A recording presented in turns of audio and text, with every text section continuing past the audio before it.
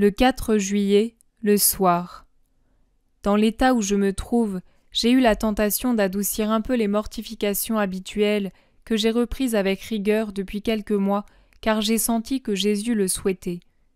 Mais mon Jésus me répond « Non, persévère. Le monde est recouvert d'une mer de fautes, et il faut des océans de pénitence pour les laver. Si vous étiez nombreux à les expier, je pourrais dire diminue. Mais vous êtes trop peu nombreux, et la nécessité trop grande. Pour ce que vous pouvez faire, peu serait réparé. Il y a une énorme disproportion entre le péché et l'expiation.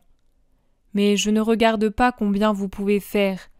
Je regarde et je juge si vous faites tout ce que vous pouvez faire. Tout. Je veux le tout pour réparer l'infini. Le tout de mes imitateurs, âmes aimantes et victimes, pour réparer l'infini des pécheurs. Persévère, tu n'en mourras pas pour autant. Au contraire, la paix et la lumière entreront toujours plus en toi. Souviens-toi en outre que quand par prudence humaine tu as diminué la pénitence, la tentation s'est insinuée en toi et elle t'a fait fléchir. Alors je l'ai permis. Maintenant non. Et tu peux en comprendre les raisons. Aide-moi à vaincre Satan dans les cœurs. Il y a certains démons qu'on vainc par la prière et la souffrance, souviens-toi de cela. Pitié, je te demande pitié pour les pécheurs et pour moi. Ce sont tes frères et tes sœurs, et ils ne savent pas m'aimer. Ta pénitence doit allumer le feu dans les cœurs éteints.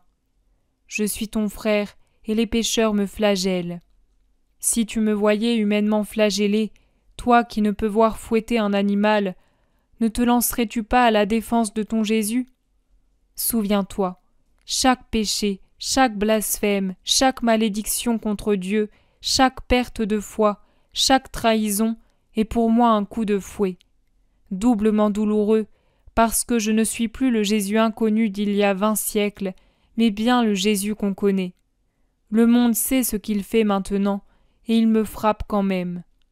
Souviens-toi, tu ne t'appartiens plus, tu es la victime. Par amour et pour être fidèle à ton ministère, ne diminue donc pas ta pénitence.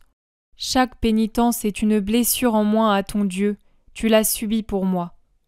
Chaque pénitence est une lumière qui s'allume en un cœur.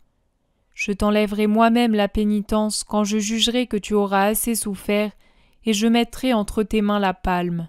Moi seul, je suis ton Seigneur.